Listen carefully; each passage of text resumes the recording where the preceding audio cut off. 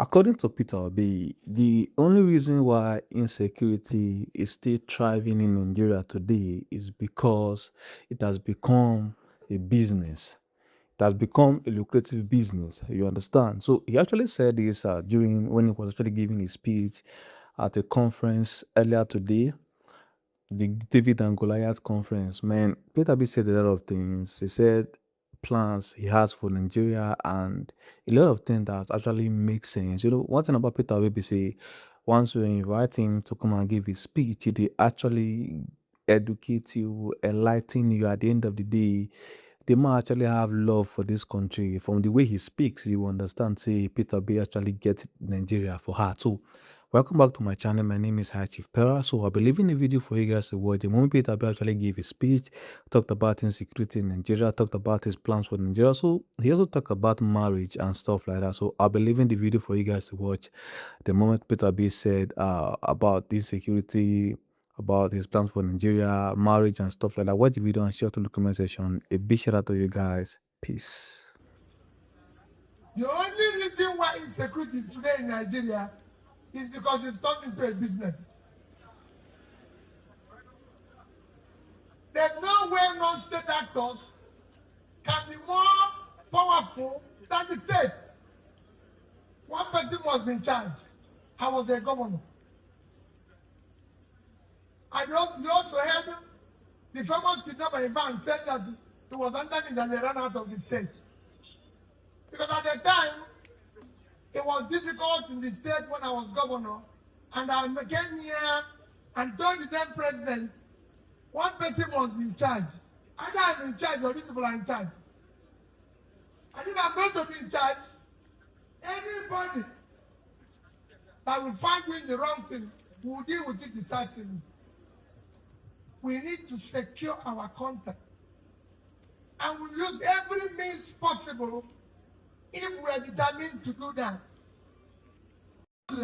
I'm a Christian. I'm from North, I'm from East, I'm from West. Go and Google it. I asked the President Joko, last year, a country of 90% Muslim, last year, October, we had Pope Francis visit Indonesia. And Google it. The president, who is a Muslim, declared public holidays. I went to receive him in the airport. I said, Joko, you're a Muslim. He said to me, that was the best thing that happened to our country. We were all in stadium and he prayed for us. If it's in this country,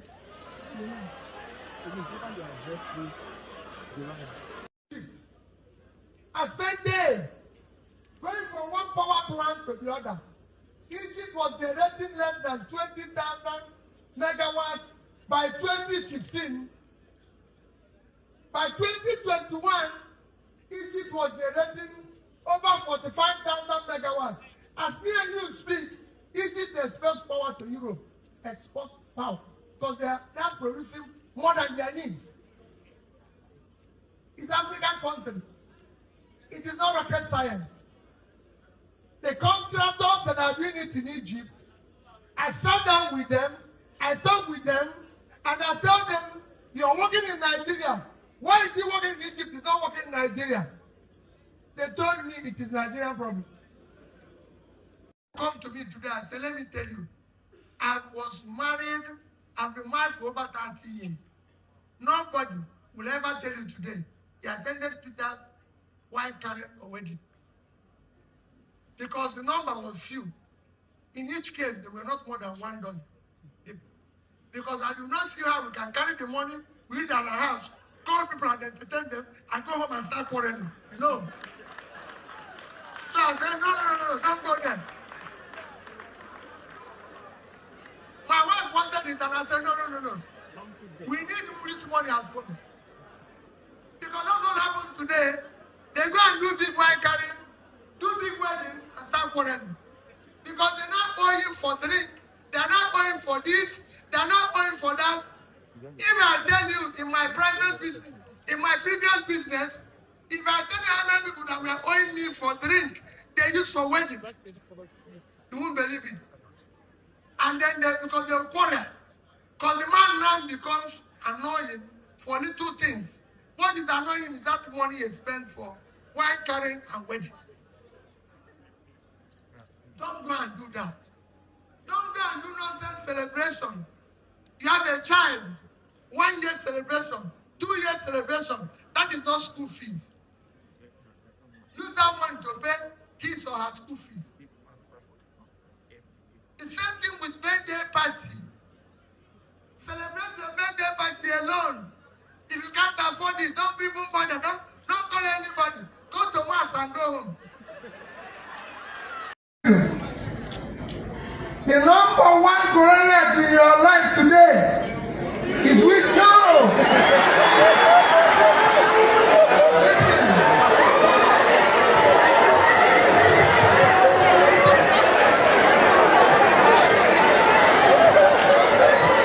Hello? Listen. Let me tell you. Yes. The number one Goliath in your house life today is we the politicians. All of us. We know. And I'll tell you why. You will know. When I say all of us, believe me. I read philosophy as my first degree. And if you go to philosophy, there's a topic called syllogism. It says once something is over 75, you can generalize with that fallacy of generalization. It's all of us. So we are the Goliaths in your life. How many of you here have read Why Nations Fail? Have any of you read a book called Why Nations Fail? Okay, these two people, the two of them here, and even further have read Why Nations Fail. The author of Why Nations Fail, or co-author of Why Nations Fail, is a professor called Professor James Robinson. Did any of you listen to when James Robinson was giving Nobel Prize for Economics, what he said?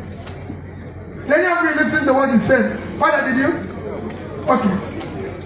James Robinson was the 2024 Nobel Prize winner for Economics. And when he received the award, he was interviewed by the international media. And he said, so many nations know what to do to succeed, but refuse to do it. Example of such nation is Nigeria. He said it. Not that anybody said to him. In Norway, said, example of such nation is Nigeria. And I decided, after listening to that, I must go and look for James Robinson. So you heard what he said about marriage, how he actually got married, and only few people actually did it, not more than a dozen. That's about 12 people or so or less. And you heard what he said. It's better that you actually. There's no point using all your life savings to do marriage, and at the end of the day, you can't come house, can't they suffer. So just do as a power rich. That's the point.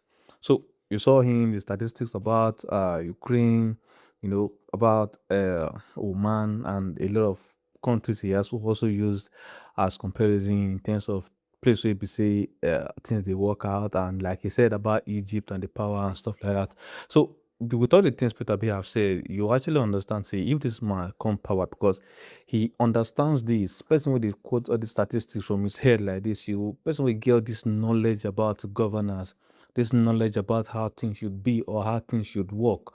So it's very, very obvious that if this kind of a person comes into power, he's definitely going to do something amazing, something we say will bust everybody's mind. So I think Peter B is actually the person who will actually make Nigeria move forward, and we can't just wait for NDC to do their primary so that he will be on the ballot, and definitely we'll get our PVC and vote him come next year. What do you think about what he said? See your topic comment section and subscribe to my channel. A big shout out to you guys. Peace.